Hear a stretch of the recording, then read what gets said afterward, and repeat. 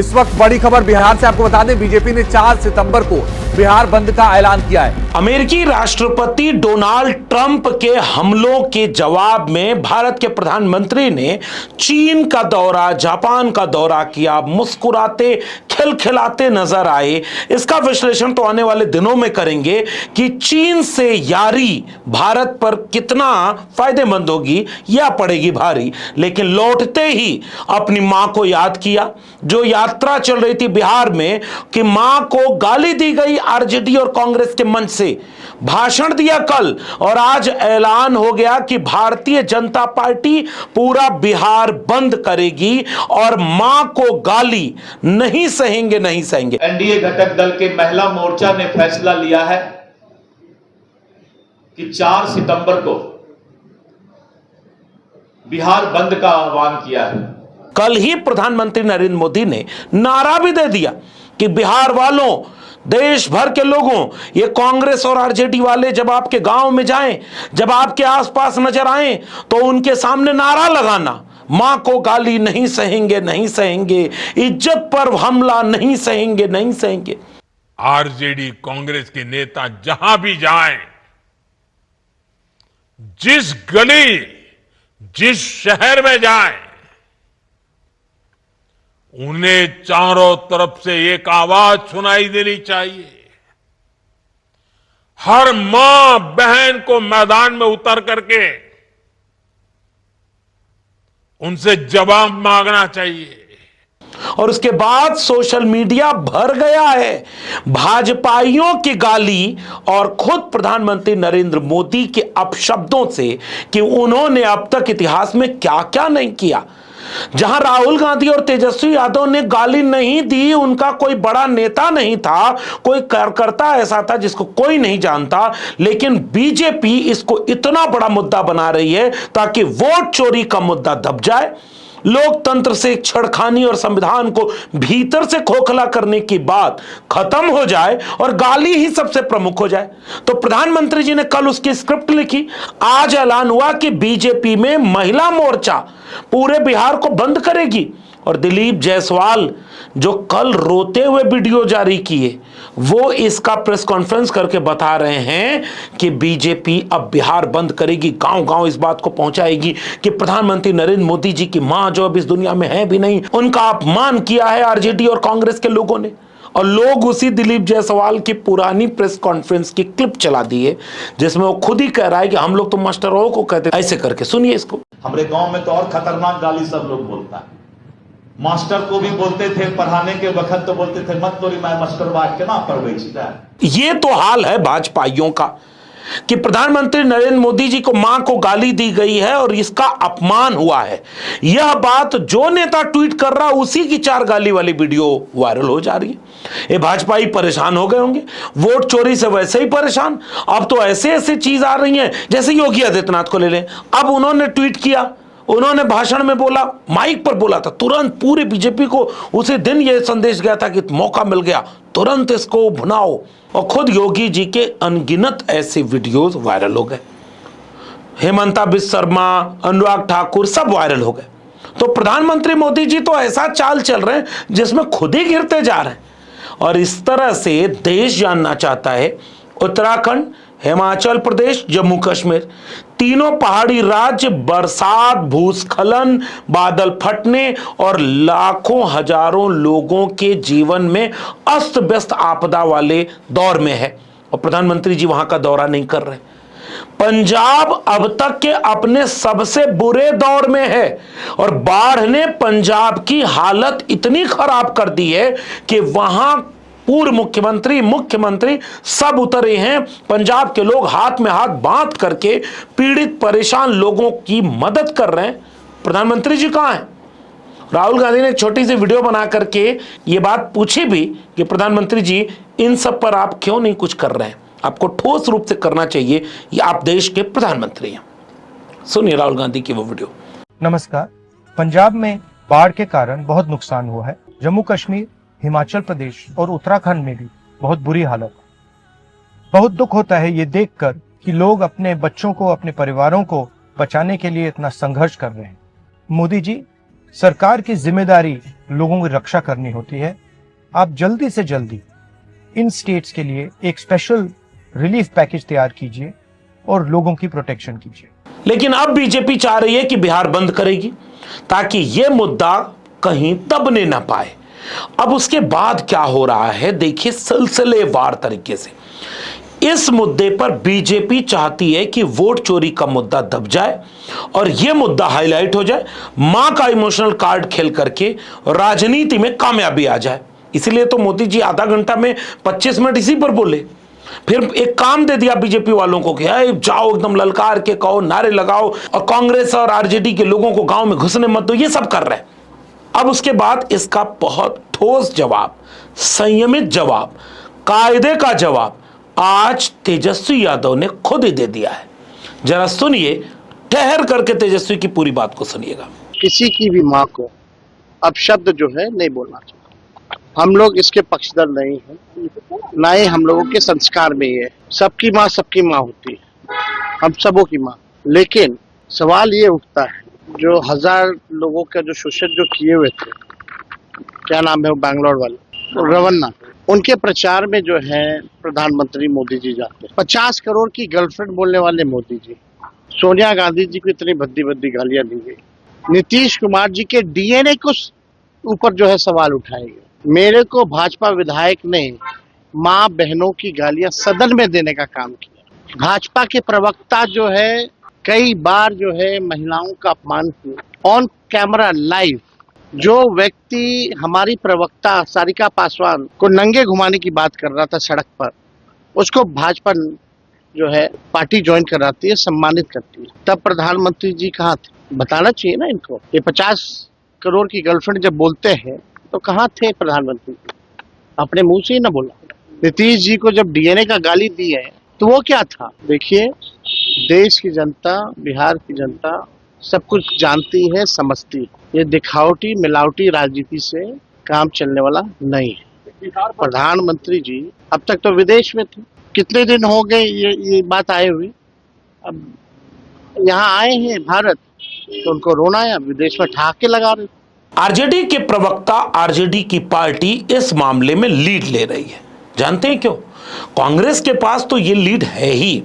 जैसे सोनिया गांधी जी को लीजिए, एक ऐसी महिला जिसको पिछले लगभग 2-3 दशक में सबसे ज्यादा गाली दी गई। ये वही देश है जिसमें गांधी को गाली दे सकते हैं आप, नेहरू को गाली दे सकते हैं, बाबा साहब के खिलाफ भी बोला गया, लगातार बोलते रहते। कर्पूरी ठाकुर, जगदेव बाबू से लेकर के बीपी मंडल, किसका अपमान नहीं हुआ? लालू, मुलायम, कांशी राम, इन बहुजन नेताओं को तो अपमानित करने के लिए एक एक ऐसा टर्म कर दिया गया है कि आज भी बीजेपी का प्रवक्ता अगर आएगा तो लालू प्रसाद को चारा चोर कह देगा, मुलायम सिंह यादव को मुल्ला मुलायम कह देगा और उसके बाद फिर कांशी राम को जातिवादी नेता कह देगा। और लेकिन सोनिया गांधी जितना अपमान हुआ उतने पर बीजेपी ऐसे ही गिर जाती है और यह सारा अपमान खुद प्रधानमंत्री नरेंद्र मोदी ने किया। लेकिन आरजेडी वालों ने इतना तरीके से सामाजिक न्याय, समाजवाद और इन तमाम चीजों को आगे किया। सारिका पासवान, प्रियंका भारती, कंचना यादव, इन सब ने प्रवक्ता के तौर पर अमिट छाप छोड़ी, तर्क से, तथ्य से, और भाजपाई जिस भाषा को समझते हैं उस भाषा में। जैसे कंचना यादव ने यह बात कहा कि लठैत कैसे बोल दिया, देखिए उसके बाद वो प्रवक्ता चुप हो गई। आपसे टाइम दिया मैंने कंचना यादव, मैं बोल केवल लठैतों की बात हो वहाँ, मैं बोलूं ओ लठैत औरत चुप, हम बोलूं लठैत बोलेंगे हम? ये आपसे ज्यादा पढ़ी लिखी हूं मैं, तुमसे ज्यादा पढ़ी लिखी हूं मैं, लठैत बोलोगी तुम? मैं क्या करूं? क्यों? कास्ट प्रिविलेज है तुम्हारे पास इसलिए? क्या कास्ट प्रिविलेज है तुम्हारे पास इसलिए तो मुझे लठैत बोलोगी? लेकिन आप तुमसे ज्यादा, तुम्हारे पूरे खानदान से ज्यादा पढ़े लिखे हैं और किसी का रोल है उसमें तो लालू प्रसाद यादव जी का रोल है। लालू प्रसाद यादव जी का रोल है कि तुमसे ज्यादा पढ़े लिखे हैं हम। वहीं प्रियंका भारती ने उठा के फेंक देंगे तक चली गई और उसके बाद संगीत रागी के साथ जो बात हुई थी वो देखिए, वो संगीत रागी वही व्यक्ति है जो दिल्ली विश्वविद्यालय में पॉलिटिकल साइंस डिपार्टमेंट में प्रोफेसर है, संघ विचारक बन करके जाता है संघ और भाजपा के डिफेंड करने, और उस समय किस तरह से उसको जलील किया इन लोगों ने। प्लीज व्यक्तिगत टिप्पणियां मत कीजिए। 2 टके के तुम हो, टिप्पणियां मत कीजिए। तुम हो 2 टके वाली भाषा इस्तेमाल मेरे लिए मत करना। मैं हाथ जोड़ निवेदन खबरदार चुप। मैं हाथ जोड़कर निवेदन कर रही हूं। प्रियंका भाटी प्लीज थोड़ा सा ये बंद कराएंगे। प्रियंका भाटी 2 टके का क्या कहा? क्यों कहा?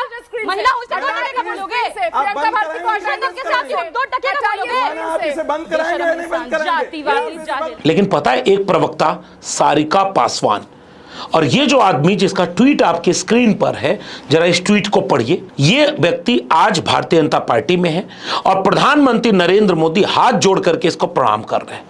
और यह व्यक्ति सारिका पासवान जैसी एक दलित पढ़ी लिखी महिला को किस तरह से कितनी अश्लील बात कह रहा है। बीजेपी इस पर चुप है। उसी बिहार में तेजस्वी प्रसाद को आपने सुना, अभी उन्होंने कहा कि उनको मां बहन की गाली दी गई सदन के भीतर। मेरे को भाजपा विधायक ने माँ बहनों की गालियां सदन में देने का काम किया। बीजेपी चुप है। उसी बिहार में, जिस बिहार में किस तरीके से राबड़ी देवी पर अपमानजनक टिप्पणी जेडीयू और एनडीए के बीजेपी के लोगों ने की, इस पर बीजेपी चुप है। वही बीजेपी अब लोग फेसबुक और ट्विटर पर लिख डाल रहे हैं, ये प्रज्वल रेवन्ना के समर्थक बीजेपी। याद है ना आपको प्रज्वल रेवन्ना? अभी उसका मामला कोर्ट से कुछ कदम आगे बढ़ा। मतलब इतना बड़ा अपराध आज तक आप बहुत कम सुने होंगे। और भारतीय जनता पार्टी के समर्थक हैं और खुद प्रधानमंत्री नरेंद्र मोदी उसका प्रचार करने गए। तो मोदी जी आप किस किस चीज को बचाओगे? आपने खुद जो अपमानजनक भाषा बोली है उस पर, या आपके लोग जो बड़े बड़े नेता जो गाली देते हैं उनको आप फॉलो करते हो? जो गाली देते हैं, दिन रात गाली देते हैं, सोशल मीडिया किसी का उठा लीजिए, मेरा सोशल मीडिया आप किसी दिन उठाइए, उसके नीचे चले जाइए, जितनी गालियों वाली पोस्ट होगी उसके प्रोफाइल को खोल लीजिएगा, अधिकांश तो लॉक मिलेंगी। जो खुली मिलेंगी उसके महबूब नेता मोदी जी होंगे या योगी होंगे, और ये सब गालीबाज एजेंडा के तहत आगे किए होंगे। इन गालीबाजों पर बीजेपी चुप है। वही बीजेपी आज की तारीख में अब जा रही है यहां, और उसी बिहार में जा रही है जिस बिहार में गाली देने के लिए खुद प्रधानमंत्री नरेंद्र मोदी ने डीएनए तक का मामला उठा दिया था। अब आज जरा इस गौर से बिहार की राजनीति को देखिए। पहले आप भारतीय जनता पार्टी के उस समय के सबसे स्टार प्रचारक, सबसे बड़े नेता प्रधानमंत्री नरेंद्र मोदी का भाषण सुनिए। डीएनए पर हमला कर रहे हैं प्रधानमंत्री नरेंद्र मोदी नीतीश कुमार के बहाने बिहार के। सुनिए। मुझे लगा अरे मोदी का क्या क्लास है, उसकी तो थाली खींच ली, एक चाय वाले के बेटे की थाली खींच ले, गरीब के बेटे की थाली खींच ले, लेकिन एक महादलित की तो सारी की सारी पूंजी, सारा पुण्य खींच करके ले लिया। भाइयों बहनों, तब मुझे लगा कि शायद डीएनए में ही कोई गड़बड़ है। अब उसके बाद जेडीयू की प्रतिक्रिया देखिए। उस समय जेडीयू आरजेडी के साथ अलायंस करके चुनाव लड़ रही थी, और उस बिहार में जब डीएनए पर सवाल उठा के प्रधानमंत्री गए हैं, तो कल जब आप बिहार बंद करोगे तो हर एक बिहारी आपसे यही सवाल करेगा। आप सुपवा तो सुपवा चलनियों का है जिम्मा 72 छेद।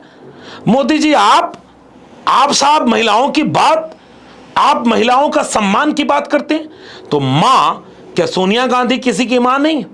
क्या सारिका पासवान किसी की मां बहन बेटी नहीं है? क्या प्रियंका भारती किसी की मां बहन बेटी नहीं? क्या राबड़ी देवी किसी की मां बहन बेटी नहीं है?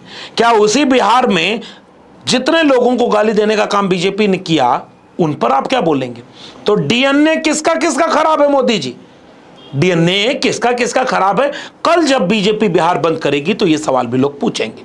इसलिए सवाल का जवाब इस तरह का साफ है कि उधर राहुल गांधी हाइड्रोजन बम की तैयारी कर रहे हैं। हाइड्रोजन बम आप समझ सकते हैं। जैसे एक बड़ी क्लिप वायरल हो रही है, राहुल गांधी ने कहा कि जो महादेवपुरा का हमने चोरी पकड़ी है, यह तो अभी शुरुआत है, अभी तो इसके आगे एक एक हिसाब होना बाकी। तब तक सामने से कोई व्यक्ति कहता है अगला नंबर बनारस, और इसके बाद राहुल गांधी मुस्कुराकर, अब इस मुस्कुराहट पर जाने कितनी रील्स वायरल हो गई। हमने जो काम माधवपुरा में किया है, आने वाले समय में माधवपुरा में नहीं रुकेगा वो। हम आपको दिखाएंगे, देश को दिखाएंगे।